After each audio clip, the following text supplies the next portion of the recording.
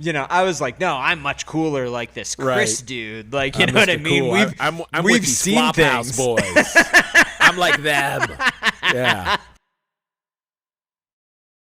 Welcome to Backtracking, the show where two old friends take a second listen to influential bands' catalogs track by track. I am J. William Hall. And I'm Dan Fiden. We'll be taking this journey together, providing context, both historical and personal, on some legendary bands. For our second season, we've picked none other than American Music Club. J. William Hall, here we are. Here we are. Yeah. Episode 39 of Season 2. Tell me, when I first asked you if you'd be interested in blowing the internet wide open by deeply backtracking American Music Club, did you imagine we would be 39 episodes in and not even close to finished? I'm not going to lie to you, and I'm not going to lie to our listeners. I had no idea there were so many albums in the combined American Music Club Mark Eitzel canon, but they beg to be backtracked. They got to be backtracked. You can't leave one out in the cold because the quality is that high. Yeah. It's true. I mean, the quality is high. The experience has been interesting, amazing, fulfilling. But listen, we shouldn't kind of write the obituary on this season yet because we still have quite a few records to go. We've got some live albums. We've got three more Eitzel solo albums, and then of course we're hanging on to the final AMC album. Despite it breaking chronology here, we're hanging on to the golden age until the penultimate episode, J. William Hall. The ultimate episode, the finale, of course, is the Tournament of Champions. It's what you've been worrying about. It's what the fans have been waiting for, and it's coming up soon. I have been waking up from a deep sleep, panicked over whether I'm going to put a song from Engine as the worst song ever, or is it going to be a song from one of Mark Eitzel's solo albums? Yeah. You don't know. You don't know. I mean, listen, it's impossible to predict.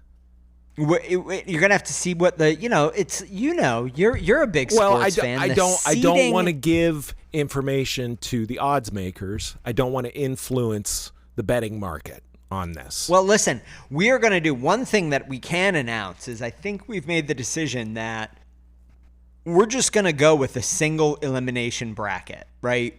In season 1, Raf and I decided to go with a double elimination bracket, reducing a little bit the importance of the random seeding of the bracket, right? That's why you do a double elim. It doesn't matter quite so much who you get matched up with in your kind of initial seeding. However, I think that was a little overwrought. Took a little bit too much time, was a little bit too complicated. I think this one we're going to go for simplicity. But what that does mean is that, who knows, you could have a song that you like, just get unlucky and matched up against like a real killer in an early round, and that'll be it, right? Well, hold on a second. How are you seeding them, you say? Like, how are you determining the seeding of the songs? Because the pool of songs will be the songs you and I have picked as our personal best and worst of each album. Yes, that's right. Those are the songs that are in the tournament. That's right. So the way this works, how do you intend to seed them? I want to know. Our fans. I'm not going to do it. You know what?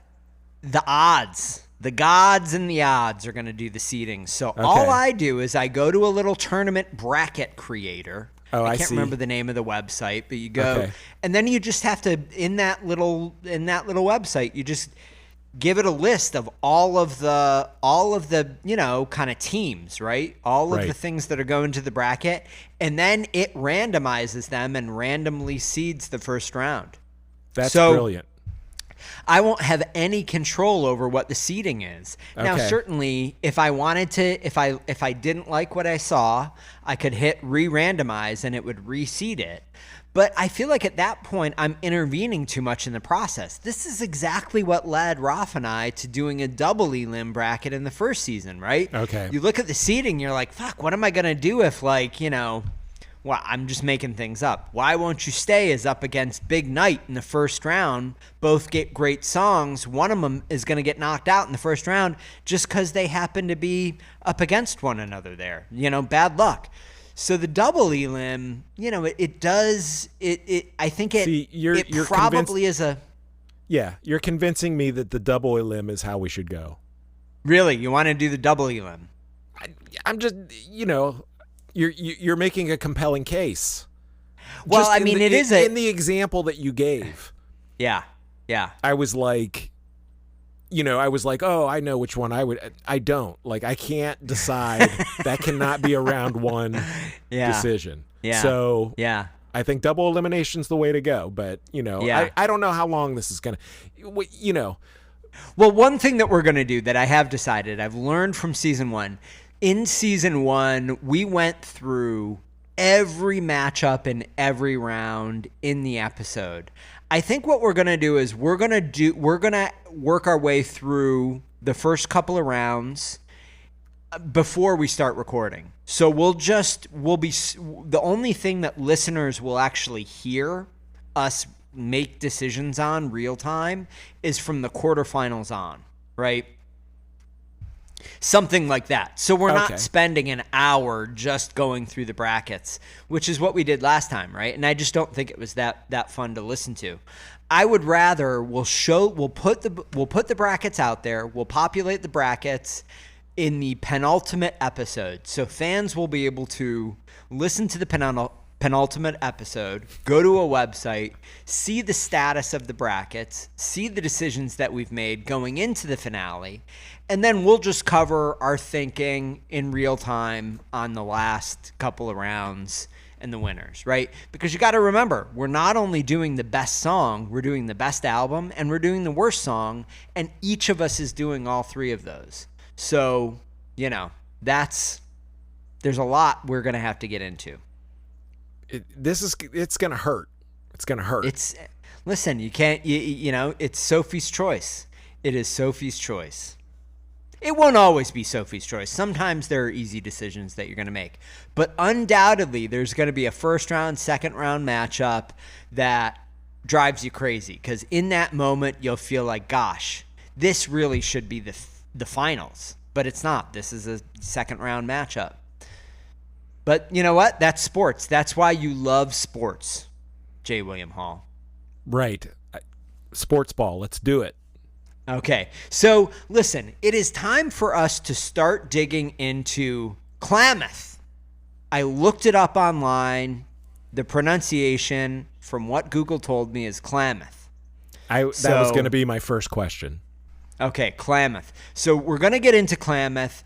We do have to do a little bit of housekeeping, but we don't have to do that much housekeeping. It's going to be pretty quick, but I want to go through it because it is specifically in response to a couple of things that we discussed in the last, it was 2 episodes ago when we went into housekeeping. There were some comments that we made about season 2 and about the bands that we may cover, and none other than Judge Ken weighed in on it. And so I want to share with you in real time what he had to say. Okay. And I also exchanged some emails with Judge Ken, and he weighed in on it. So I want to share it with you. Okay. The question at hand here is, what are we going to cover in season 3? There were some discussions in the episode 2 episodes ago. Jay William and I chatted about it a little bit. One band that we mentioned and we discussed and there was some enthusiasm about is Uncle Tupelo. Now, I had previously felt as though the only way to really cover Uncle Tupelo is to go directly from Uncle Tupelo right into covering all of the Wilco and all of the Sunvolt records. And there are a lot of records there, right? Yes. But the story, I think the story of Uncle Tupelo, you can make a counter argument here, Jay William, and I want you to. But I personally felt like the story of Uncle Tupelo is so much the story of Jay Farrar, right, and his relationship with the young man that started Wilco. Jeffrey Tweedy. Yeah, young Jeff Tweedy and young Jay Farrar. So the story of Uncle Tupelo is in many ways the story of their partnership. Yes. And then the end of Uncle Tupelo is clearly the story of the dissolution of their partnership. And the story is very interesting by, how the two bands kind of grow separately, right? Son Volt and Wilco. So I had kind of ruled out Tupelo as season 3 because I just felt like it was going to be too large a season. I really am looking for a smaller season. But Jay William, you felt a little bit more like covering just Tupelo would be okay. That would be a fun thing to do, right? Yeah, I mean, ideally, of course, sure, you would cover the entire Tupelo tree, but I do think that is potentially a 2-year season. Yeah, too long. Yeah, so I think just covering Tupelo is pretty doable. It's 4 full-length albums and odds and sods, and that's pretty much it. I mean, I'm sure there's a live album out there somewhere, but that's it. So we're still in the mix, but Judge Ken, he weighed in on this. He weighed in, and I hate to say it, but he did say that he felt as though covering Wilco and Son Volt was required. That really is part of the fundamental story here. Now, I'm not saying that his say-so goes at all, but he did weigh in, that if we get into Tupelo, we're going to have to get into Wilco and Son Volt. So something to keep in mind. The second thing that I really wanted to get your opinion on, J. William Hall, is he said, hey, listen, I'm just a listener, but I want you to consider another band for season 3. And I don't think you're ever going to guess what that band is. Well, I will, because I saw the email. You forwarded it to me. Okay. I forgot I forwarded it to you. Should Okay, I so say what was who it the is? band? Go ahead, say who it is. I should have just been like, oh, well, let me guess. It's Prefab Sprout. Isn't that who he said? Yeah, he said Prefab Sprout, which honestly really surprised me. I have to say, J. William Hall, I know next to nothing about Prefab Sprout. I only know one album, basically, which is, I think, their most famous one. It was called Steve McQueen in England, but they had to rename it for the U.S. market. It was called Two Wheels Good. Okay. And, I didn't know anything about them, even though they were, their heyday was the 80s, but they were this kind of like sophisticated pop, kind of, quirky sort of thing.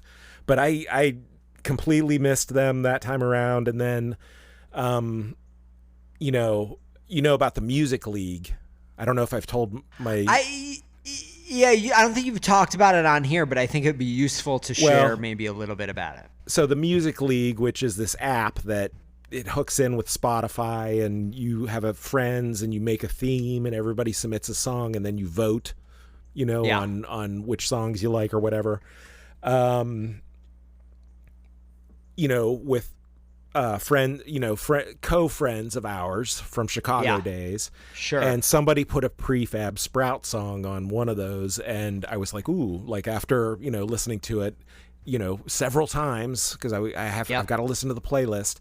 And, I was like, I like that. And then I read an article or something that was like, oh, this album. And so I went and got it somewhere, and it's good. I enjoy it. But it has not caused me to explore further, and I do sense that I've seen the name about enough to know that there's something there. So Now, didn't Prefab Sprout have like one kind of hit song?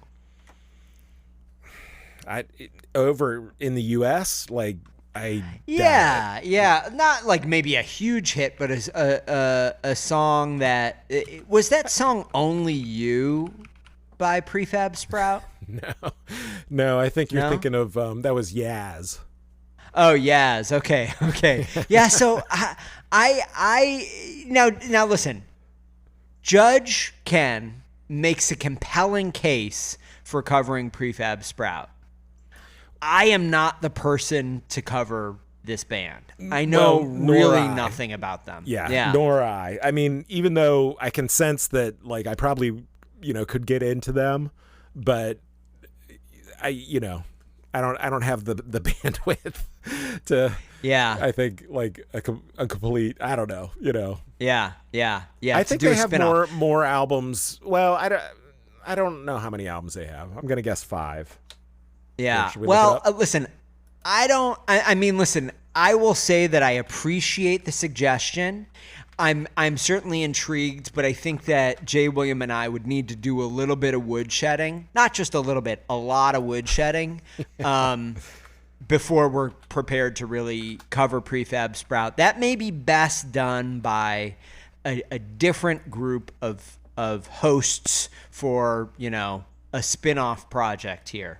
Now, I have considered and discussed with Roth specifically doing a season about a band that we feel as though we should know and we kind of sort of are familiar with, but for whatever reason is just a big blind spot for us. That may end up happening, but the band in particular that we've been discussing doing that for is not Prefab Sprout, sadly. It is a different band, a different European band, British band, actually. But listen, not ready to announce what we're going to do with season 3, but hopefully soon we will be in a position to do that. So I was totally wrong about Prefab Sprout. They have like 10 to 12 albums, I think. Yeah. See, that's a lot of. Again, I'm really looking for like a 5-album kind of solution here for season 3. Well, honestly. one band that I'll throw out there, but yeah. I think it's been done to death is The Police. 5 albums, some B-sides, Yeah. The Police is interesting. I thought about The Police this week, actually. The Police is interesting.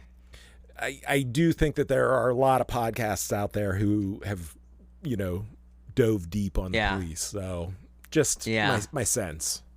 Yeah. Well, listen, we're going to have to do a little bit more work on it, but we will let all of you know just as soon as we know. And that is it for this week's housekeeping. Exciting. Yeah. Thank you, Judge Ken, as always. Yes, you're Judge Ken. A gentleman and a scholar and a wielder of the hammer of justice. All right, Klamath, here we are. The label, J. William Hall. Are you ready to discuss this? It is Decor Records. Right. Decor. Is that how you say that? Is it Decor or is it Decker? Decor. Is that how you spell decor? Like the decor of a house or a I think so. Yeah. Okay. Short for decoration. Okay, so Decor Records. We're gonna say that's the pronunciation. Had you heard of this label prior to Backtracking? No, I had never heard of it. In fact, so I did a little bit of work. Oh, you did? Okay, because you knew that I would fail to go that deep. I was just curious. On it. I can see I clicked on it, but I don't think there was anybody on here that I was very familiar with, if anyone. Yeah, so there are names. All right, so a couple of things before we get into Decor Records. Too much. So Chuck Decor Prophet. Records, they Richard released Buckner. Yeah, they released the album in the UK only. This album was not on a label in North America. It was self-released by Eitzel. Right. And so from what I understand, he actually printed it up and sent it out to friends. Of course, now it's available on the Bandcamp. That's where I purchased my copy. I encourage all of you to purchase your copies there. The link is right there in the show notes, so please do that. But I did look into Decor Records. So Decor looks like it is both a booking agent, a management company, and a record label. Ah, okay. And that makes sense, yeah. And they seem to focus on, this may be a mischaracterization, but this is what I kind of gleaned from it. They seem to focus on singer-songwriters from the kind of 80s and 90s punk scene, right? So band leaders of the kind of late punk era, early post-punk era, who then went on to become maybe more well-known as individual singer-songwriters. So a couple of the names you've already mentioned, but Chuck Prophet, Jesse Malin, these kinds of people. Yeah, I see a John Sturratt from Wilco project on here. Yeah, so there, and then there are a few cases where like the full band is on the label in addition to the singer-songwriter as a solo artist. But long story short, this is definitely not a large label, and for all of our North American listeners, this label is not relevant really at all. But it looks like they've handled a lot of Eitzel's late era solo stuff, and I believe they also did the Golden Age. I'm not certain about that. We can check back on that when we cover the Golden Age, but I think that they're kind of pretty wrapped up in the Mark Eitzel business in the later years. Yeah, so they were probably also managing his tours, that type of thing in the UK. Yeah, I would guess that's probably the case. Maybe they're his management company as well. I just don't know. But the release date here, J. William Hall, October 2009. I don't have a specific date. I just have the month. And the runtime of the album is a delightful 43 minutes and 33 seconds. I like the 45-minute album. Yeah, it fits perfectly onto one side of a 90-minute cassette. That's right.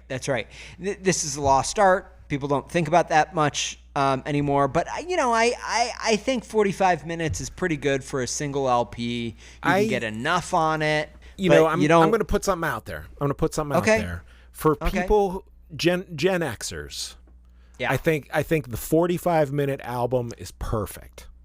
Yeah. Because you're remembering the length of a 90-minute cassette. Yeah. Yeah, and you're remembering the length of a TV show in the old days, right? An hour TV show in the old days was about 45 minutes because of the commercial breaks. Yeah. So, listen, there's a lot to be said for a 45-minute album. Back in the old days, a movie at the movie theater, a regular movie, 90 minutes was kind of like exactly what they always were. Right. So, of course, divisible by 45. But anyway, before we get into full math weird world, let's just kind of settle. 43:33. Nice length for this album. Let's get into the cover art brought to you by Michael. As always, J. William Hall, what did you think? So it looks like a photograph taken at night of the moon, way up at the top in the center, and then you've got the shadows, because it's either nighttime or it's just like dusk, and you've got the shadows of these tall pine trees. So I am led to believe that this photo to me looks like it was taken where he recorded the album, which we'll get into. Okay. You want to hear my quibble? Yeah, sure. The font that he uses is good, but I would have put it in white at the bottom, like on the trees somewhere. And then you just have the big empty sky with the little moon up at the top. Ooh. Oh, strongly disagree. So before we get into this too much, I was unable to find any credits for the cover at all. So I am assuming that this is an Eitzel designed cover. Yeah. It may not be, but given that he did all the work himself on Candy Ass, I'm just assuming that he kind of did the work himself on most of the rest of the This is a cool photo albums. that he took when he was recording the album. That's the story I attribute to it. That's me making it up. Yeah. And now I'm going to tell you, J. William Hall, I think this album covers a 10. I don't have a single complaint about it. I love the photo. I love that the moon is kind of a very relatively tiny dot way up at the top of the photograph. I love that it's just the hint of the trees in the kind of in the foreground at the bottom of it. Yeah. I love the beautiful kind of gradient of the dusk or dawn sun that we see here.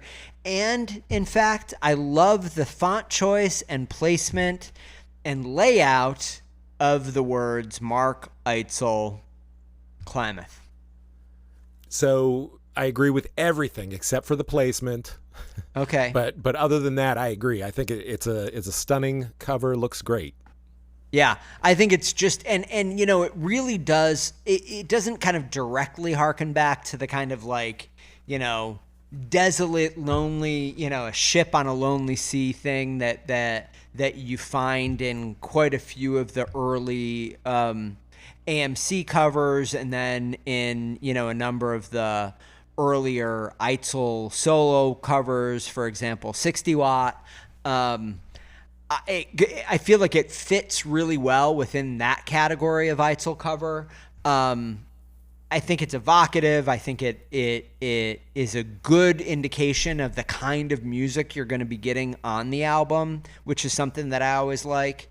Yeah, I think it's a 10. I like this one. So you know, having said what you just said, that it's evocative of the music. Yeah. What attributes do you think that the cover and the music hold together? Well, I feel like there is a slightly homespun, slightly reflective, slightly lonely feel that I get from this cover, right? And I actually think that this record largely reflects that. So we're going to get, should we just seg directly into production and arrangements and kind of the overall here? Okay. Yeah. So, I mean, I think this was a really, really interesting record for me. I have to be honest, coming out of Candy Ass, I have not heard this album before, never heard it before, hadn't ever heard Candy Ass before.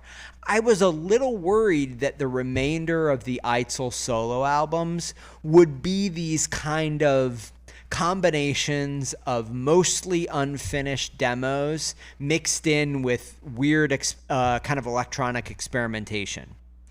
And it would just be, you know, all of the stuff from here on out would just be kind of a little bit more of a feeling of like a hodgepodge. A hodgepodge. This is what I've been working on this year, everyone. Check it out. That kind of a, I don't want to say thrown off, but like a little bit more of kind of a glimpse behind the curtain. And I didn't think it would feel, I was worried that the remainder of these albums would not really achieve a feeling of cohesion, or a consistent aesthetic. Right. But I feel like Klamath absolutely nails that in a way that Candy Ass did not. And I feel like it is a step.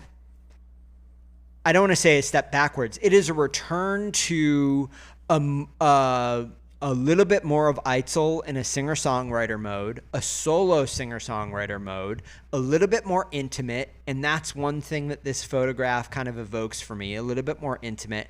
There are there are some electronic atmospherics in here, to be sure, but I feel like as a package overall, it's a much more coherent, cohesive bit of work that he's put together.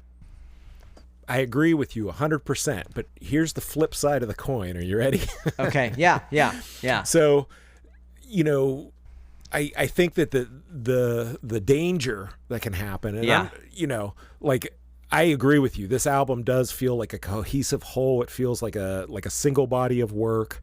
You know, it's not a hodgepodge. It's not, or at least it doesn't sound like that. You know. Yep. But sometimes, you know, the hodgepodginess of things can keep it less samey. You know, like as you go. Sure. And so, like, I would say that, you know, my really only negative comment about this would be that, you know, it gets a little samey on the second half, especially. Like, I started to kind of like which song's which a little bit. Yeah. You know, but it does sound, the thing that's cool about it that I really think is impressive is, you know, as far as I can tell, the story is that he wrote this at a friend's cabin who like loaned him the space in Klamath, California. Okay. Which is the far north of California, near the Oregon border. I don't know if you looked it up. And evidently, and Eitzel says this in an interview that I listened, he did with this guy, Kyle Meredith. You know, Kyle Meredith? Yeah. He does all these music interviews. He's online. He does a million music interviews. But I found one with Eitzel about when this album came out. And he said that his friend was basically using this cabin as a marijuana drying like cabin. And that he just went up there and like stayed for a little while and wrote these songs and, you know, worked this album out basically. So I don't know how much of it was recorded there, but I think some portion of it was. And I feel like you can feel that, you know, that intimate, more kind of like hushed vibe to the whole thing. I don't know that it feels like overly stony or anything though. No, I don't think it does. And I didn't actually realize that was the origin of the album's title, and I hadn't heard that story. So I'm happy to hear that one. Oh, good. I have to say, I feel like, all right, granted, we've abandoned the strict chronology as we talked about in the last couple of episodes because we want to end on an American Music Club album. So we've skipped over Golden Age, right, at this point. But I have to say that this album, in my opinion, finds Eitzel synthesizing all of the electronic experimentation that he's been doing since Invisible Man with the Eitzel the classic Eitzel. What I'm going to refer to as the classic Eitzel. And I feel like it kind of coheres in a way that, frankly, to me was evocative of Everclear. Again, I don't want to overstate how much I like the album, although I like the album quite a bit. I feel like what was so remarkable to me about Everclear, and I've talked about this quite a bit through the season, is I feel like there was this kind of, it just suddenly gels for them.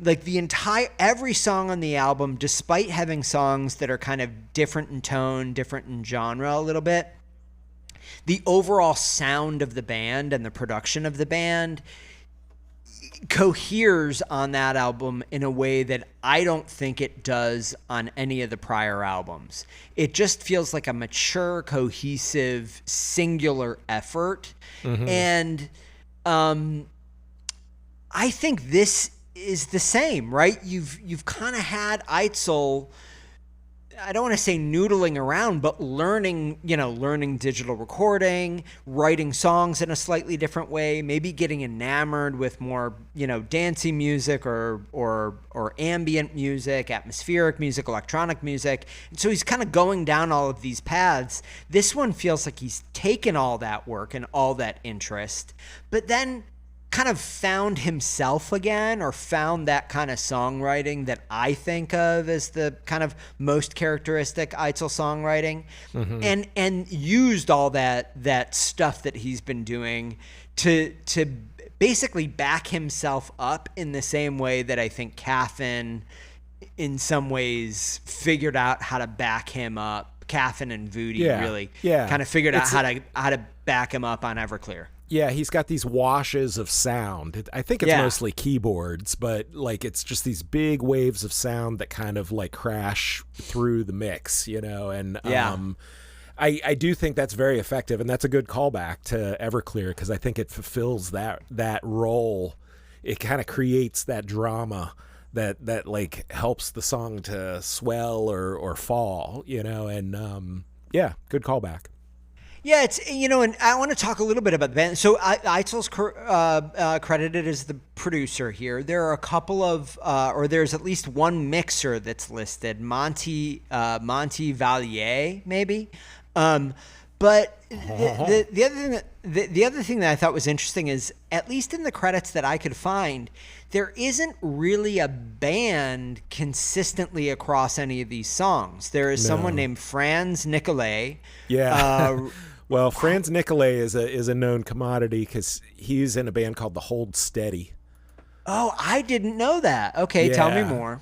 Well, he plays accordion, and so I found some also on the YouTube, some more live videos of Eitzel doing some performances, I think in Europe, of kind of promoting this album. And so it's a few songs from this album, but Franz Nicolay is performing with him, usually on accordion, I think. And then he has a keyboard player, and Eitzel's just singing.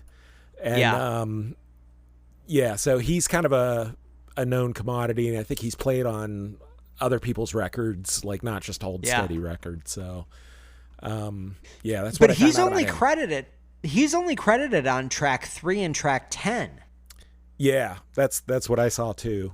Yeah, I mean, I think you're right. There is not the only song where there's like a full band is track 3.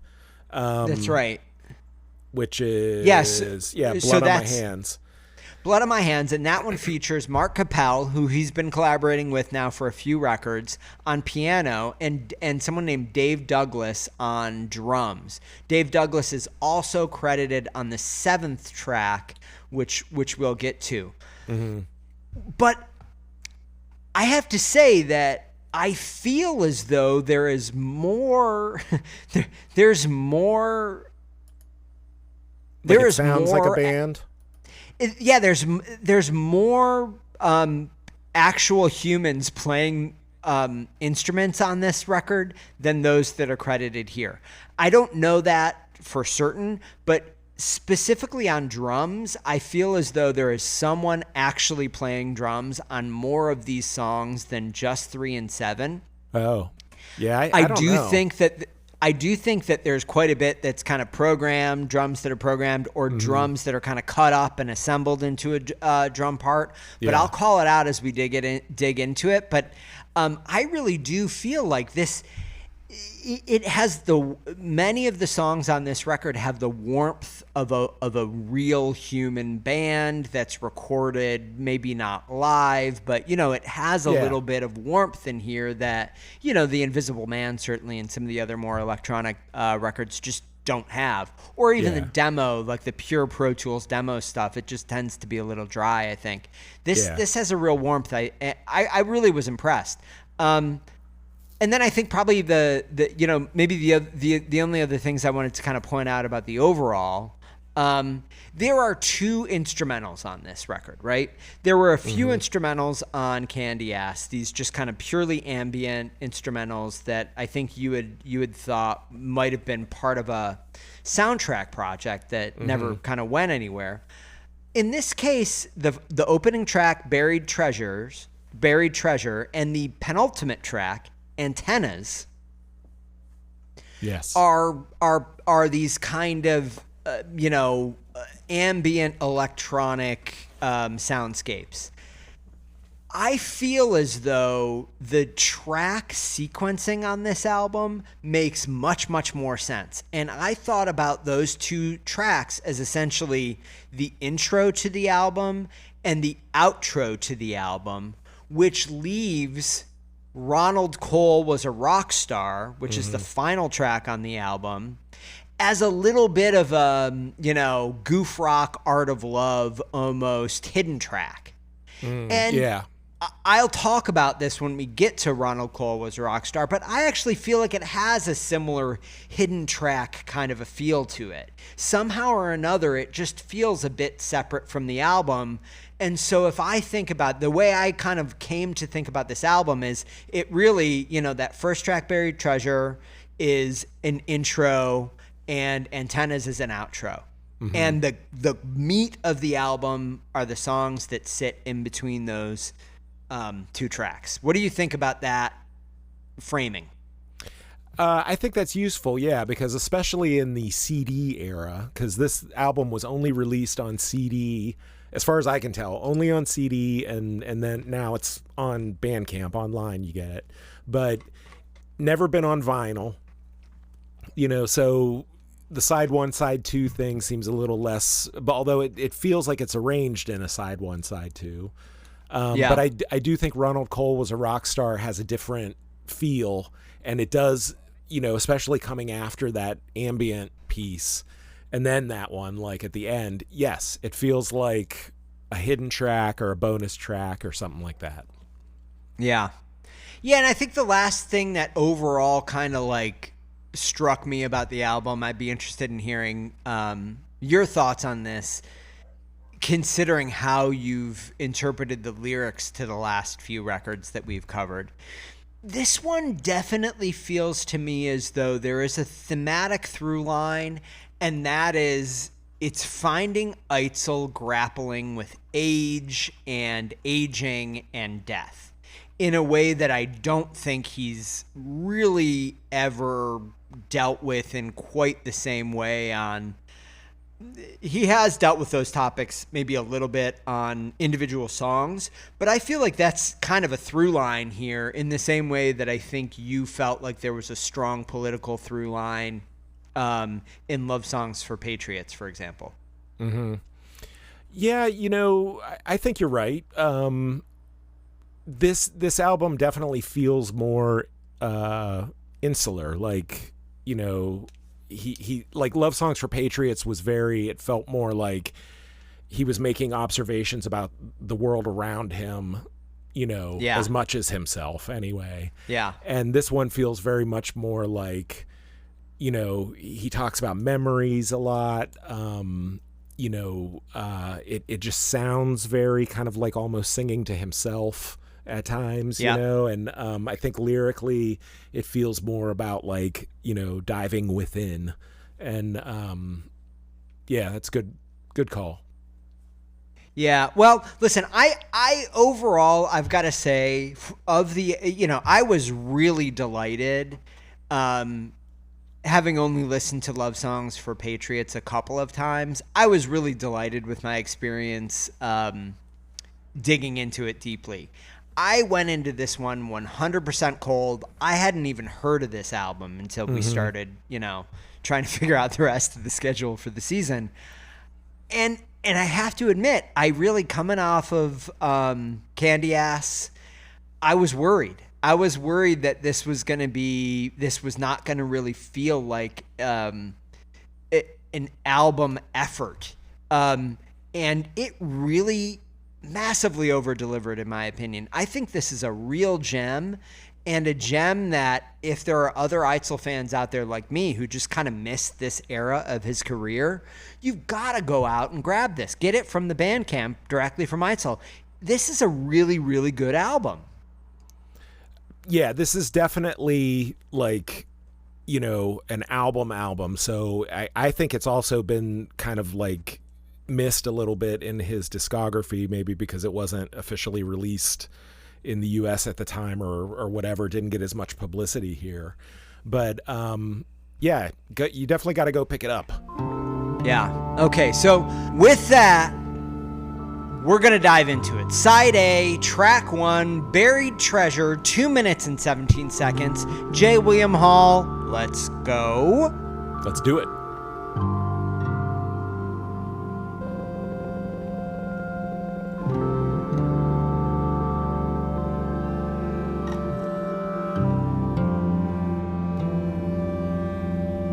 Okay, Joe William Hall, we talked about this. I've kind of articulated this as, in my opinion, a little bit of an intro to the album. No lyrics to discuss. This is an instrumental. What was your takeaway? Yeah, it's kind of, it's cleansing the palate before you begin, the rest of the album. Like it feels like an introduction, what's the word I'm looking for from classical music? It's not overture, because that's when you review all the songs or whatever. Like, yeah, I don't know, but anyway. Yeah, I don't know what that word is. Yeah, and honestly, coming off of Candy Ass, which also had a number of instrumentals on it, I was like, my expectation became like, oh, okay, this is going to be a little bit like that. Like there's going to be more of this kind of ambient, pieces throughout the album. So there's only one other one. This album is not that. So. Yeah, it's I had the same initial reaction. I kind of, when this opened the album, I was like, okay, this is going to be either a purely electronic instrumental album or it's going to be mostly like Candy Ass. And I was frankly a little bit worried. It's not that I don't enjoy this song. I actually feel like his approach to the kind of ambient atmospherics, electronic atmospherics in this one is nice. I also think at 2 minutes, just over 2 minutes, it's, sufficient for me. I don't want more of it. You know what I mean? But it's fine where it is. It wasn't. I appreciated this track more on listens 3 through 6 of the album, basically. Right. Yeah. That was exactly my thought. Like at first, it kind of was like, I don't know what this album's going to be. But on subsequent listens, I think it sets the mood like perfectly. Yeah. Like like each time I've listened through the album, it's when that one starts, I'm kind of like, oh, right. Like I like it more and more. And that's sort of been, I think, a trend, with a lot of these albums that I'm only listening to for the first time. My first time through, I'm sometimes a little like, I'm not sure if I'm digging this one. And then it's like each subsequent listen, it gets better and better and better. So same with this song. Now, let me ask you this. The title of the song, do you say buried or buried? Well, I say buried, but I know that you say buried. I think that is a very, kind of Western Pennsylvania kind of accent on buried, isn't it? Oh, yins go down there and bury that treasure over here in the backyard. Yeah. Now, are you watching the new television show Task on on HBO, I guess? No, I haven't seen it. Now, did you happen to watch that, what is it, Mayor of Easttown? Yes. Yeah, okay, so it's the same person who made this show Task as made Mayor of Easttown, but it all takes place in kind of the same. It seems to me as though it takes place somewhere between Pennsylvania and Philadelphia, and kind of the center of Pennsylvania is my like sense of it. Harrisburg or Western PA, like Johnstown. Well, listen, I'm in over my head in Pittsburgh geography here. I also feel like there's over here on Susquehanna, or over here on Allegheny now. I feel like they're near the Schuylkill. Is that how you say that? The Schuylkill River? Schuylkill. Schuylkill? Is that what it is? I think so, yeah. Yeah. So I feel like they're somewhere in and around that. I'm not sure exactly where that is, but the accents are remarkable in the show. So I think that's Philly. I think that's Philly area, right? Is it? My Pennsylvania geography is getting worse by the minute, but.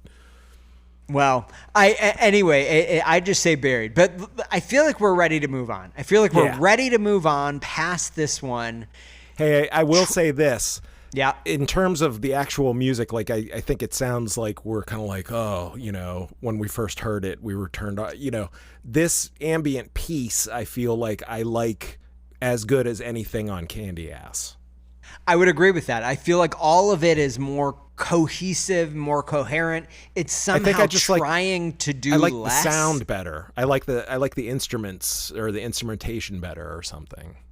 I just kind of felt like this may sound strange. I just feel like it's trying. I feel like there were moments on Candy Ass with the instrumentals, the kind of soundtracky stuff, where it was they were really trying too hard to give you a feeling, like a specific. Like I'm thinking of that. I can't remember the name of the track. I think it might have been the first track where the kind of diabolical laughter comes in, and then it gets quite dark.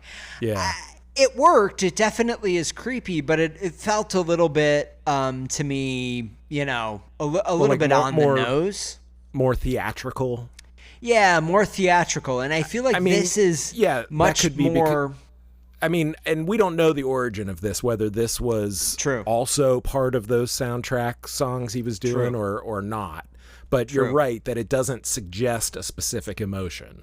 Yeah, this one was much more evocative for me of a band like Sigur Rós, right? One of my absolute favorite bands in the entire world, and especially in the kind of I could go on and on about Sigur Rós. I'm a massive Why fan. have I never heard Sigur Rós's name thrown out as a backtracking season? Listen, I would love to do it. I would love to do Sigur Rós. I think probably the one issue that one might have to backtrack Sigur Rós is it isn't short. They've probably got about 10 albums plus. At this point, they've probably got more than 10 albums. Plus, there are a number of records that they've put out. A couple of solo records, a couple of Jonesy and Alex records, which are kind of a little bit of a spin-off. And I don't know that you could make the argument that there is a significant, interesting progression through their catalog. There is a progression if you're very much inside baseball with Sigur Rós, but it's subtle, right? It's a little bit more like... doing maybe the first 6 Low albums. They kind of found a very distinct, unique sound on the first record, and they stick pretty closely with that for most of the career. And so I'm not sure there's as much value in doing a full kind of sequential backtracking. Probably a longer answer than you were looking for, but that is my answer. We're watching the wheels at work in real time.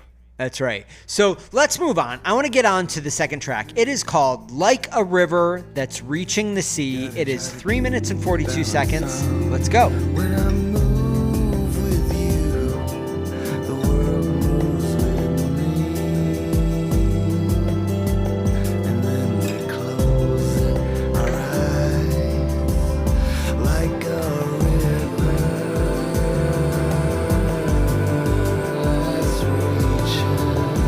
Okay, J. William Hall, I have to say, starting off, when I read this title, my brain immediately went to a song that I think is one of the most beautifully written, heart-rending songs that I can think of in the entire universe. My goodness. It is, of course, When the River Meets the Sea, performed most memorably, perhaps, by Gen Xers, by John Denver and the Muppets in the John Denver Christmas Muppets special, and written by none other than the legendary Paul Williams. Do you know that song? I don't think I do. Not offhand. Oh my God, you gotta look it up. Sing it for me. Sing it. But when the mountain touches the valley, all the stars, da, da, da, da. I don't know all the words. They can do it so peacefully. And it's been a long time since I've seen the Muppets Christmas special with John Denver, but my recollection is this is kind of the song they all sing together at the close of the special. Okay. And it really is a remarkably beautiful song. I'm surprised that I haven't heard some clever indie rock, balladeer cover, an Iron and that's Wine all. That's type all character. you. No, that's all you, baby. I don't think This is gonna be your debut single. It's a great song. We just recorded you say that's all we need. Feed it to the AI. Let them do the rest. Yeah. Well, it's Paul Williams, of course, who I think most people probably know as the guy who played kind of the short goofball in Smokey and the Bandit, right? Right. Yeah. Actor. That's how I knew him. Unbelievable legendary songwriters, written a number of massive hit songs just as a pure songwriter, including was it Rainy Days and Mondays, I think he wrote for the Carpenters? Could be. Sounds right. Yeah. Yeah. Okay, so anyway, a little sidetrack, but that's what this brought to mind, kind of a high bar to get over. Let's dig into the lyrics first, though, J. William Hall. Mm-hmm. What did you think about these lyrics? These lyrics feel very romantic to me. They feel very like a song sung to a lover. Yep. About, feeling, one with that person, feeling, at peace with that person. That's what I read from these lyrics. Yeah, I feel like we're finding an Eitzel. I don't know if there's my understanding, I don't know this, there's not a lot of coverage of Eitzel in, National Enquirer or things, but I believe that I've heard that Eitzel at some point got married. I'm not sure when this happened, but I do feel like in and around at some point in and around this era, in the kind of aughties, as they sometimes say, the naughty aughties, we're finding an Eitzel who is somehow more at peace in his love relationships. I've mentioned this before, and I definitely get the same vibe from these lyrics. Oh, for sure. Like, there's no doom to be found, I don't think, in these lyrics for this song. This is it's a beautiful it's a beautifully written song, beautiful sentiment, and I think the music, this is a song that sort of sets a blueprint for the album, because you've got the soft picked acoustic guitar, the close low vocal, and you've got these big swells of keyboards that rise up at different parts of the song to kind of lift, emotionally lift that part. And I think that it's all very smoothly done, and I think that does sort of, that's like the DNA of this album, sort of, Yeah. I mean, I think it's, I think you're right. And I do think you get a feel for it pretty quickly here.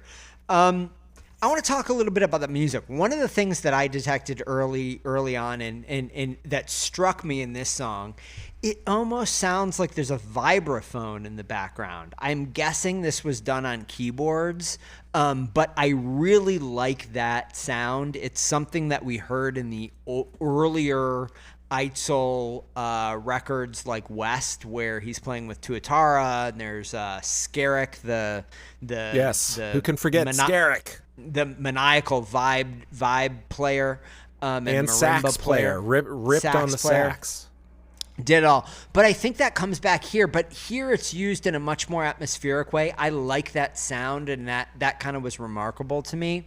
But I also felt like there was some really interesting things you hear in the songwriting that, again, it feels like some new tools in the toolkit here. There is one specific section that I wanted to kind of call out to you to see if maybe you remembered it. There's a line where he kind of sings, "Maybe you can take me where I want to go." And he plays this kind of descending sequence of chords that are a little bit separate from the actual vocal line and feel very George Harrison-esque to me.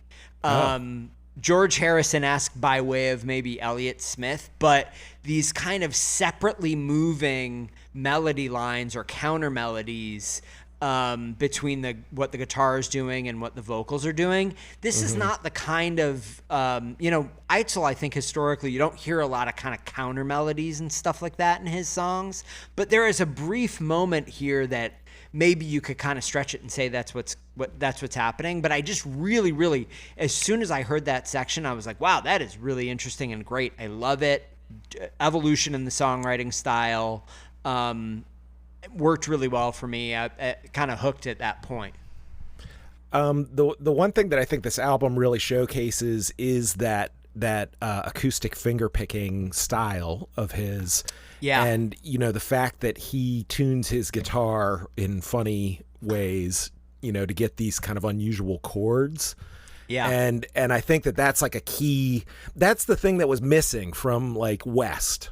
For example, because the person doing the music had more conventional kind of chords. And so it didn't sound as distinctive, and I think at this point in Eitzel's career, he's doing this in his sleep, like, coming up with probably different tunings and playing chords or whatever. And it sounds very exotic in a way, and I think that this album really showcases that side of his playing and that side of his songwriting. It's more of it feels more not Eitzlerian. I guess not. Yeah, Eitzlerian, like not as rigidly verse chorus bridge verse chorus. Or I mean, not that AMC's guilty of that. Throughout their catalog or whatever, but I don't know. It's less conventional sounding. Yeah. So and I think like Elliott Smith. And who was the other one that you said?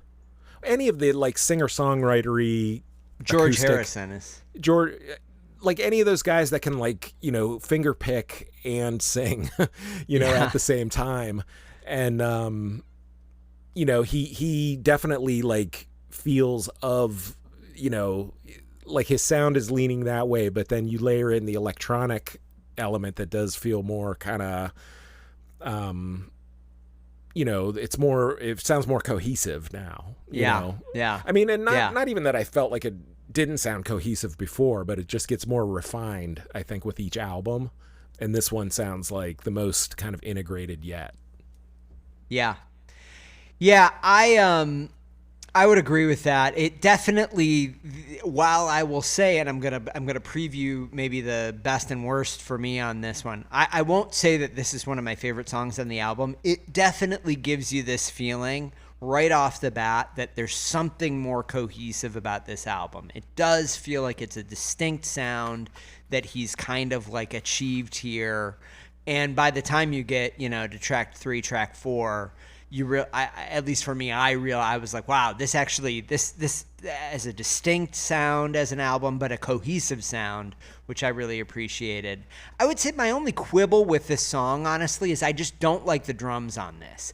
It does not sound like drum programming to me, though. I could be wrong. I mean, I could be completely wrong about that, but it sounded like human played drums or human played maybe drum samples that were,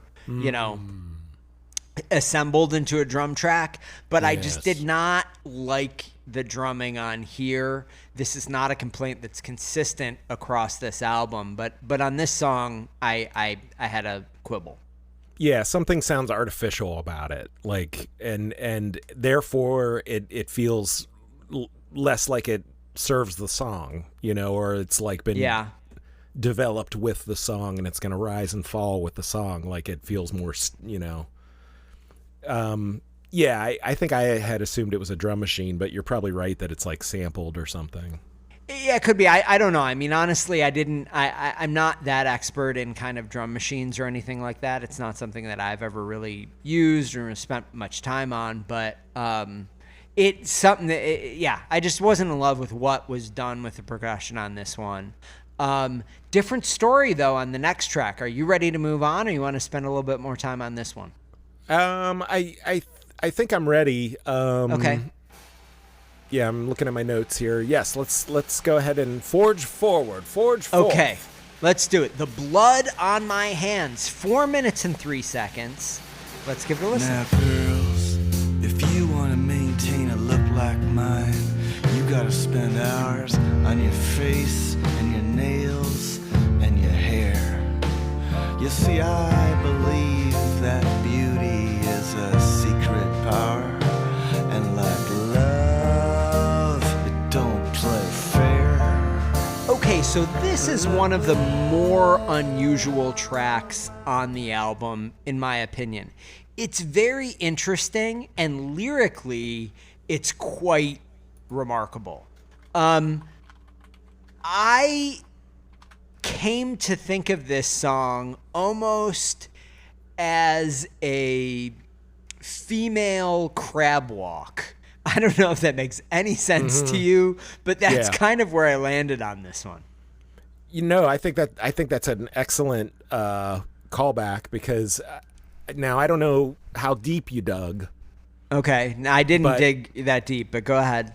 Okay, so I found on the YouTube some performances of this song where it's exactly that setup that I had said with Franz Nicolay on the accordion and somebody's playing keyboard and Eitzel's just singing, but he's in the middle of introducing this song to the audience. Yeah. Like as the video starts. Yeah. And he says it is, or he says in this story that he tells the audience, so take it for what it's worth. It's about an 80-year-old woman that he met, and he imitated the way that she danced while listening to the Rolling Stones' Satisfaction, and he said he wanted to lick her legs, and and he imagined her in this song as like some kind of secret serial killer or something. Oh, really? Yes. So take that for what it's worth, but this one has an almost vaudevillian sort of feel to it. Yeah, very distinctly Tom Waitsian, right? Yes. I once again, I kind of got it could be that I'm being overly influenced by the accordion, which shows up on here, but right. Very interesting. Now, lyrically, though, it's an interesting story. Hearing what you heard about this kind of serial, that actually kind of holds these lyrics together pretty well for me. I was not independently of that information able to kind of cohere that myself, but that does make some sense. But I feel like these are lyrics that do have a thread, right? This does not feel like a tone poem at all. Something that, like on Candy Ass, for example, there's, I would argue, quite a few lyrics that feel they're just much more impressionistic, much more freeform, and kind of hard to track. This does not. It's clearly about a person, right? A female person, their relationship with kind of the aesthetics of femaleness and makeup and stuff like that. But there is also this somewhat kind of dark undercurrent here that I think comes through maybe most clearly in the line, my beauty is bound for eternity while your guts are just destined to rot. There's a real, darkness in there, but I think the overall kind of aesthetic sense that you get from the song is it's a bit more Waitian. It's a bit more goofy, a bit more crab walky, in at least for me. Yeah, I would agree. I mean, it feels more like a performance piece or an art piece kind of thing. Like, it does feel like especially if you watch that performance, it kind of comes across like that too. It feels a little, what what Simon Cowell would say, like a little jazz bar, or I don't know what he would say, but like, and it's got it's waltz time, I believe. Which I think gives it this sort of like bam, ba, bam, ba, and singing the song over it. But the song itself, there's definitely darkness. I mean, from the title, blood on my hands. Yeah. And if it is about this, older woman who was a secret serial killer or something, like, it makes even more sense, I think. Yeah, I mean, lyrically, definitely disconcerting. Musically, fairly disconcerting. And there are a few things. There's obviously the accordion we talked about. almost sounded to me like you heard a saw played in the background of the second chorus. Like you get into that second chorus and there's this, it reminded me of Mutual Male Kotal kind of. There's a lot of that warbly,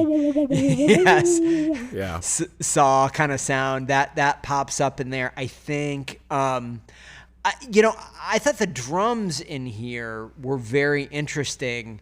I liked the drums, but they were interesting, especially considering what Simone White said in our YouTube comments when we were talking about, what album was that? 60 Watt, maybe? Yeah. We had said something about the lack of cymbals on some of these songs in the drums and how that's strange. And then Simone said Mark specifically asked for no cymbals. This is another one where like the use of the cymbals is very limited and I would say non-traditional. Overall, I really like the drums here quite a bit actually, but definitely a strange approach. Yeah, this one, is credited to Dave Douglas as the drummer, and he has some other credits. People like Kelly Stoltz. I think more on the Americana sort of side of things, but this also reminds me of. I think the drums help build that vaudeville sort of vibe to it, like. It's not just playing straight beats; it's sort of performing a whole part. And I guess I didn't note the lack of cymbals, but now that you say it, I think you're right. I remember a lot of drum rolls and things like that. Yeah, yeah, and there's not a complete lack of cymbals. There are some. There's like I can't remember the drum part exactly, but my recollection is there's like a hi-hat hit or something that appears on maybe like 4, but there isn't like like consistent eighth notes played on a hi-hat, for example, which is much more standard or for, generally speaking. So, I don't know. I just thought that was interesting. It is it's definitely a disconcerting song. I would put it in the category of Crab Walk, but I do think it works pretty darn well. Again, not my favorite song on the album, but a good song and a very interesting song.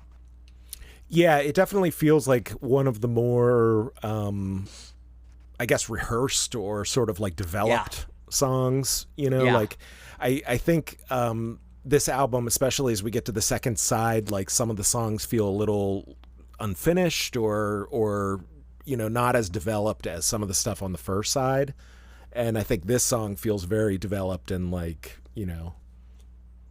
it's a full band performance, Yeah, and it's really the only full band performance. I didn't watch all of the performances on YouTube. I did look around a little bit on YouTube and noticed there were some live performances of this. Not the song, there wasn't, I'm assuming there isn't really a single exactly from this album, right? I did think it was interesting to find this song, live performances of this song. Of all the songs on this album, this one is not the one that I would have expected to find on YouTube. Yeah, I mean, now that you mention it, I think this was the one that I found multiple, versions of. So, I mean, and it could just be that, the combo that he had for that tour or whatever, they had to, certain songs were easier for them to put it together as a group, Yeah. It did make me in a way like wish that there was like more of a group feel on some of these other ones. I think like maybe even those ones on the second side, if they were like, had a band behind them, but that's just personal preference. I mean, this definitely like, again, like the cohesiveness of the album, like, it definitely feels like Guy in a Cabin. Yeah. In spite of this song. Yeah, it's true. All right, are you ready to move on to the next one? I Miss You. Okay, I Miss You. 4 minutes, 55 seconds. Let's dig into it. I miss you. I miss you. Your heart was warm. All right, J. William Hall. Some really lovely lyrics on this. I think this really, for me, kind of is one of the most obvious examples of what I said up top about. I think the kind of thematic through line lyrically here is kind of in Eitzel grappling with aging and the process of aging and everything that implies. But just a couple of really lovely lines from these lyrics I wanted to kind of like share. Little notes, pennies, minutes drift away from heaven's empty pockets, I thought was a very nice turn of phrase in this one. Indeed. But one of the kind of funniest, most relatable and unexpected lines, Eitzel towards the end of the lyrics uses the phrase, when they finally take away my kazoo, as a proxy, I think, for death, which I thought was just a really hilarious, unexpected, and relatable turn of phrase. I just loved it. Yeah, that is a really nice use of kazoo. There was another one I just saw that really good writing. Yeah. You know, all in all, if you like Eitzel's writing, like this is a very like writing heavy album, I think. Yeah, and not, you know, there's a darkness that one might expect from Eitzel, but again, I just feel like this maturing or matured Eitzel, there's kind of a different cast to the darkness. It is not unrelenting darkness. It's kind of a darkness at dawn or a darkness at dusk. There really is this, I don't know, contentedness, maybe not hope, but there's just a different, it's not quite so oppressive as I think some of the darkest early AMC Eitzel songs can feel at times. Right. Shockingly dark. Yeah, really unapologetically, unrelentingly dark. And I think those songs can be really great, and I like a lot of those songs, but I think it's nice to see the progression in the tone over the course of his life, as one might expect, right? You're talking about he's 30-year difference here. Yes, he's aging, and he's wearing his age on his sleeve. Yeah, and well. Yes. I think is what I would say. He's wearing there's something that's, I don't know, hopeful about the change in his tone. So, okay, here's an observation. So, you and I both, when this stretch of albums, we like did not pay attention. Like we were checked out, you know. So, we relate to these albums now as we're, you know, probably we've aged, right? Do you think there's something to that? Yes, that is true. We have done that. Well, that we couldn't understand these albums then. Yeah. We weren't in the right place in life. Yeah, I think that's true.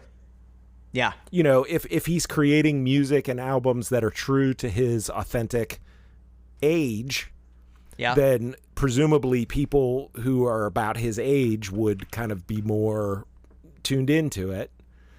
Yep. And that makes sense. It is. I think the way I'm interpreting what you're saying is this album is finding us at the right place in our life. He kind of was at a similar place when he crafted it. We're now receiving it in a similar place, and there is something to that. And I think that absolutely is true and applies to the early AMC records, right? You know, there is this kind of 20-something angst and, you know, intensity and, you know, I don't want to dismiss it, but maybe lack of perspective that can make the emotions articulated at that time in your life feel overwhelmed. You know, everything is just the most important thing in the world, right? Every sadness is the most intense sadness. And I do think that, you know, on the other end of your life, you have a little bit of perspective and yeah, it maybe is a little bit, there's a little less edge to it. You could maybe make that argument, but there is also something that feels a little bit more true when you're hearing it at our age. So I think that's a really good observation, Jay William. Thank you. Yeah, you're welcome. So what about the music, though? I mean, the lyrics we've kind of raved about. I think that he fucking nails the chorus vocal in this song in a way that was completely unexpected to me, and I love. And I frankly think I wrote this in my. Sorry, go ahead. Before I go on to my point, I want to hear what you have to say. Here's my question. Vocals. So the chorus with the harmonies. Yeah. Beautiful harmonies reminded me so much of Danny Pearson's harmonies in AMC. I thought they sounded They sounded like I was looking in the liner notes to be like, is that Danny Pearson singing on that one? Like, so I don't know that was intentional or if he did and is uncredited or but I kept trying to be like, is that Eitzel singing it or I couldn't tell, but it sounds great. Yeah. Yeah, I mean, listen, I feel as though there was some point. It's not on this album. There's an earlier album. I feel like we've kind of observed this as we've talked about some of these more, kind of odd post-2000s records. Eitzel gets into this mode where he seems to start to feel more interested in and comfortable with harmonizing with himself and like doubling his own vocals, just basically doing more vocally in the studio. This album, there's just tons of it, right? He's all over the place with these kind of vocal lines back behind himself, really using vocals as another instrument or set of instruments in the studio. It's a really interesting thing. And one that I really like. I agree and this is but something. I thought I want to go back to this other point. I felt as I was writing my notes, listening through this song or through this album a couple of times, I feel like the moment for me as a listener where the entire record kind of comes together and I realize, oh wow, something has cohered in this record. It is much more of a whole than a collection of parts like some of the previous records have felt to me. It is verse 2 on this song. The second verse comes in on this song, and I'm just like, the entire album made sense to me. Mm-hmm. Yeah, I'm a sentimental musically, old queen. Clearly that's not something. Yeah, it wasn't the lyrics though. I mean, it's a very memorable lyric, but like there's just the intensity of the music, of kind of the performances or the song really picks up in this second verse. It's just it all kind of comes together for me at that moment in this song. It's really remarkable. I think a snare kicks in on the second verse. Like I think prior to that, it's just some skittering kind of going on. And then the snare kicks in on that second verse. But you're right, it has an impact and, carries the song. Yeah, and I think that for me it was kind of like the combination of what I'm going to just kind of group together and say the electronics, all of the kind of more in-studio, keyboard-driven stuff that's happening around maybe Candy Ass and Invisible Man and stuff like that. It's in that second verse where I really feel like that Everclear observation, like that's where it clicked for me. I'm like, oh God, he figured out how to do kind of a similar thing to what the band did on Everclear himself in the studio. And that's what's happening. He's kind of using that background instrumentation in an interesting way to change the level of intensity over the course of a song, right? To really orchestrate the song in a different way. It's Eitzlerian fusion. Yeah, yeah. And I guess the last thing for me on this song is I really like the drums on this song. This is one of the songs on here where I was like, shit, there's no drummer listed. This doesn't sound to me like an actual, like a drum machine. This sounds a little more organic than that, but really interesting, and an approach to drums on an Eitzel AMC record that is unlike anything I feel like I'd heard before. I really liked it. I thought it was a drum machine, and that's what I have noted. Could be. But the actual sounds that he is choosing, because obviously when you're doing it, if you're doing electronics or you're programming some of this stuff, like there are a gazillion different snare sounds. There are a gazillion different kick drum sounds. And so like, I'm sure over time, he's introducing new software, hardware, whatever into his setup, and so like, the choices he seems to be making for the instruments on this album, I think, sound more natural, more organic. Like, so even if it is a drum machine, just the snare sound is better, than on previous ones. It doesn't sound as obviously like a drum machine. Yeah. All right. So are you ready to move on? You want to move on from this one? Yes. All right. So the next track we've got to cover is I Know There's Someone Waiting. It is a very short 2 minutes and 46 seconds. Let's get it on. When the harvest comes, I know there's someone waiting for me. There's someone waiting for me. J. William Hall. Yeah. Tell me about these lyrics as a certified Midwesterner. Talk about the corn. I want to hear your opinion on the corn that appears in these lyrics. Well, this song, I think lyrically, just, in the talk about the harvest, it reminds me of a song from the 60s by a little group out there called The Band. King Harvest has surely come. The harvest represents bounty. The harvest represents a cornucopia of food, literally or figuratively. A bounty of some other sort, like good times. Yeah. And so in this song, he's, sort of comparing himself to like corn, that's waiting to be harvested. Yeah. I get it. And now we also though have to say that I think it is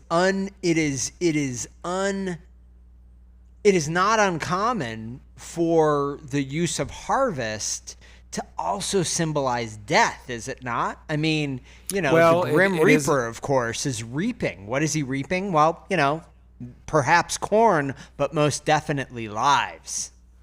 Yes. The harvest, I guess, can be seen as a sinister time. We're talking about autumn, we're talking about the death of the foliage and whatever around you. The mowing of the fields, so, you are kind of killing that year off. So you could see harvest as a good thing or a bad thing.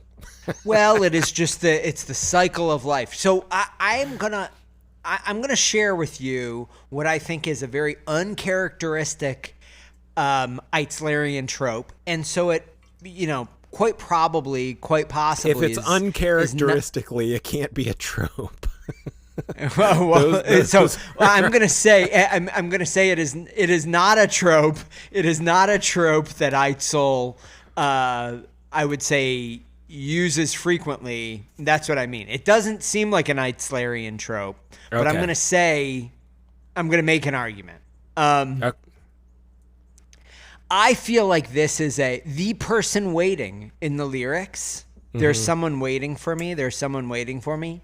Yeah. This is either God or it is those that have passed before. And really the corn and the harvest here this is about the end of life. And this is about the impending end of life. That's what I don't think that this is the kind of thing that Eitzel generally goes for. So I may be wrong. But that's what I came away with. Mm-hmm.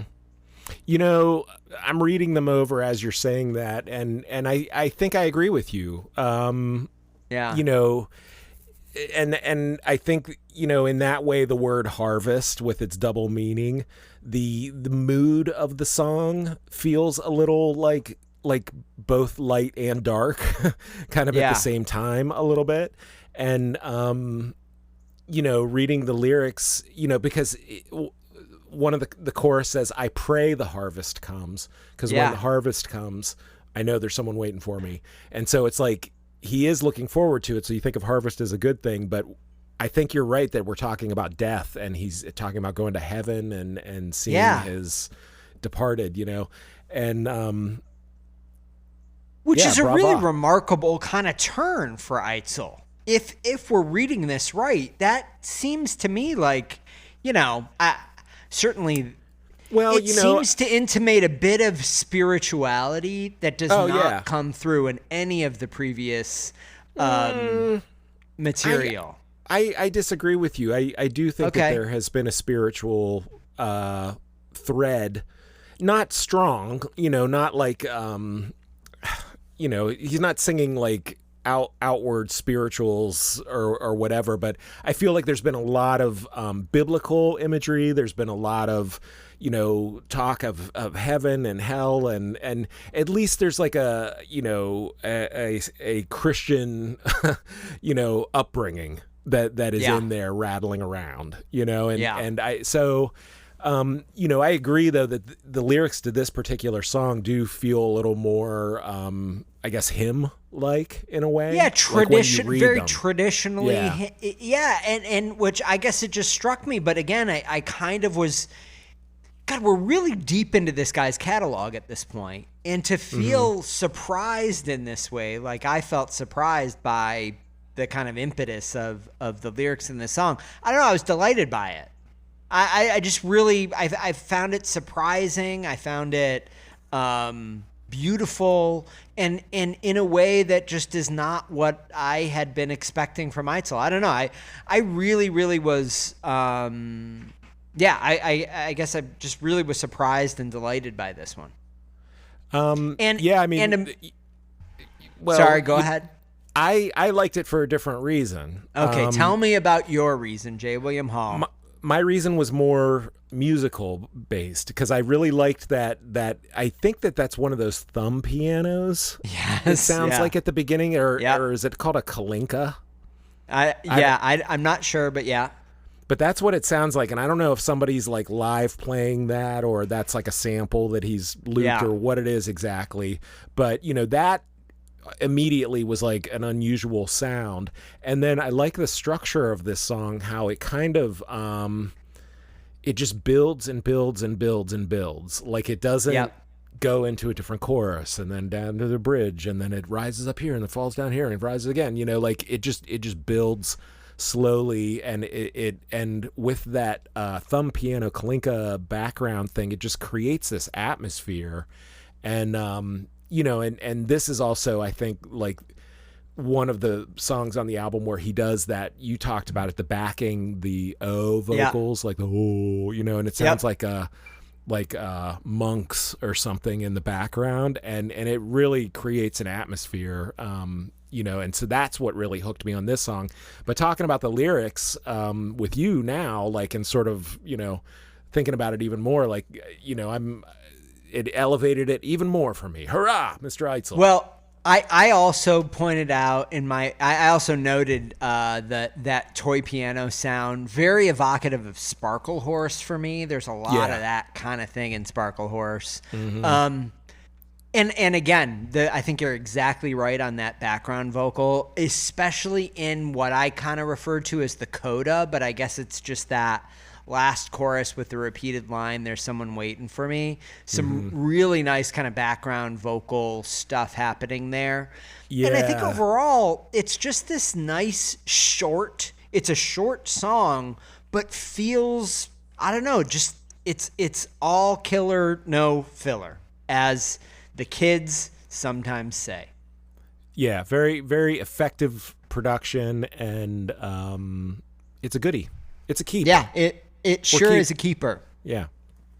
All right, so shall we move on to What Do You Got For Me? Yeah, let's do that. Let's move on. Okay. Now, is this in your track listing? Is this the last song on side A, J. William Well, Hall? there is no side A, side B version of yeah, this I know album. because there was never a vinyl version. But you I would kind of said earlier. Yeah, I would call this the end of side A, I guess. Okay, yeah, because you kind of in your overall had said that you felt as though side A feels a little bit more complete, Yeah, I guess, or fully realized, and side B is a little less. Yeah. All right, so this is the end of side A for you. Unfortunately, I think we're gonna have to break this up into 2 episodes. Of course we we are are. already at an hour and a half. How many times now have we started off like, oh, we're going to there's one, and I'm always like, there's no way. Like, it won't happen because of this, because I can't stop talking. All right, well, let's get into it. So we're gonna close out side A. What do you got for me? Let's go. What do you got for me? That's what all the broken sidewalks say. Oh, not indulgent lies, trying to outrun the day. All right, lyrically, J. Yeah. William Hall, I feel like this is fairly standard Eitzel stuff, but hopeful. Yeah, I mean, the vibe of the song is definitely a hopeful vibe, more so than like dark and, moody and downcast, it's very soft, but hopeful. Yeah. I mean, again, I think it's this is a song, whereas I would maybe make the assertion that the last song, I Know There's Someone Waiting, if you handed an AMC fan who had not heard this record just these lyrics written down, no music, and asked if this was an Eitzel song or not, I would say that there is a good chance they would say this is not. Whereas this one, I think there is a good chance they would say, yep, this is an Eitzel lyric. I don't know. That's a tough hypothetical. You don't like that hypothetical. Okay. Well, anyway, I feel like this is kind of down the middle Eitzel stuff. There's a lot, there's this sense of maybe waking up in a hangover. He's all night I'm dodging glass, trying to outrun the day. You know what I mean? I feel like there are these kind of like turns of phrase that really feel evocative of the rest of the Eitzel songbook. But again, this one, I think on the strength of the lyric or the music for me really works quite well. Very interesting overall sound, I think, in this composition. Yeah, I mean, this definitely continues the combination of, this definitely sounds like a drum machine. The combination with that, with the acoustic pick guitar, with the backing monk vocals. And, on this one, I noted that they reminded me of, do you remember that song from the 70s by the band 10cc? I'm not in love. No. Oh, yeah. And it has those like background vocals. There's just like, oh, like the whole way through. And I guess, they did some funky thing to record those or something. And that's what the lyrics or that backing vocals, because this becomes kind of like from the last song onward, I think they're in almost every song. He does that backing vocal thing.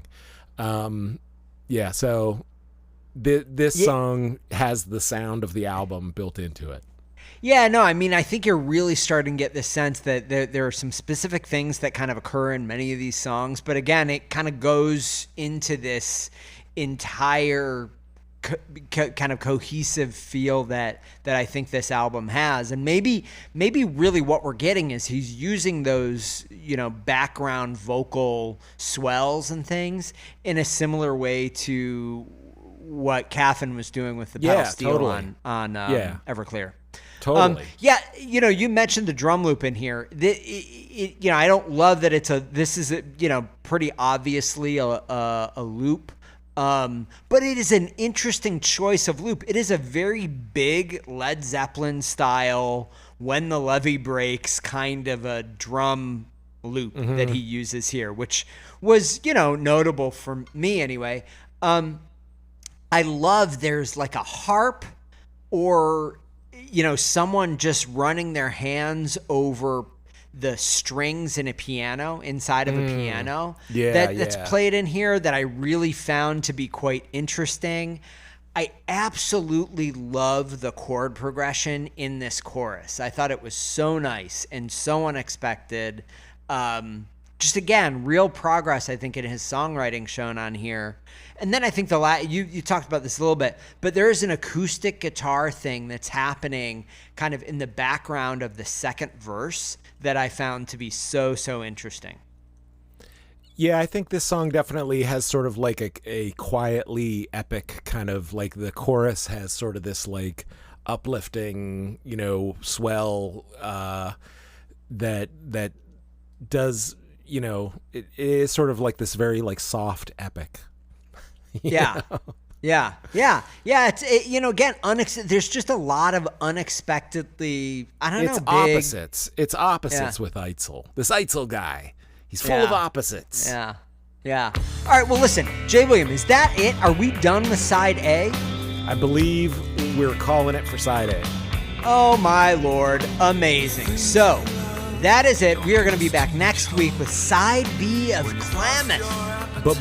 B. Until then, Jay William, there's just a few things they need to do. Why don't you tell them? Well, the first thing is you get on your favorite email program, electronic mail. It could be Gmail, it could be Yahoo, it could be a work email, it could be some burner account that you keep for when you want a catalog sent to your house or whatever. But you send an email to backtrackingrocks, ROX@gmail.com, but you don't have to use Gmail. You can use any email program that you wish. That's right. Now, is there anything they should do on social media, or should you just let them do whatever they want? Of course, you can find Backtracking on all of your favorite social media accounts, including, but not limited to, Instagram. Yeah, at Backtracking Rocks ROX, always. Right, Backtracking Rocks ROX, not Facebook. We're done with Facebook. Yeah, fuck those guys. Even though Instagram is owned by Facebook, we're done with Facebook. Yeah. Also, yeah, we're on Pinterest. No. We're not. We're on X. We are on X at Backtracking Rocks. We are on Reddit. Just go to the American Music Club subreddit. You will find us there. And then, of course, please go to the YouTube channel. There's so much excitement happening on the YouTube channel. Our subscriber numbers are climbing. I'm not going to say they're skyrocketing, but, every week we're getting a few more subscribers. They're watching the videos. They're watching all kinds of videos. If you get like a little bell ring every time a new subscriber, be like ding ding ding ding ding ding ding ding ding ding ding. Yeah, I've got the fucking data team in the back crunching the numbers. They're just like sending me a Slack message. They're like, Dan, we got another one. Let's maximize the revenue from this guy. He's coming in from Cleveland. We gotta send him an ad for the Rock and Roll Hall of Fame. It's that kind of thing that we're doing, right? I've got a guy over here. I've got a guy over here in a white lab coat, and he's reading printouts that are coming out of the dot matrix printer. Yeah. And he's telling me the numbers. I don't know what they mean.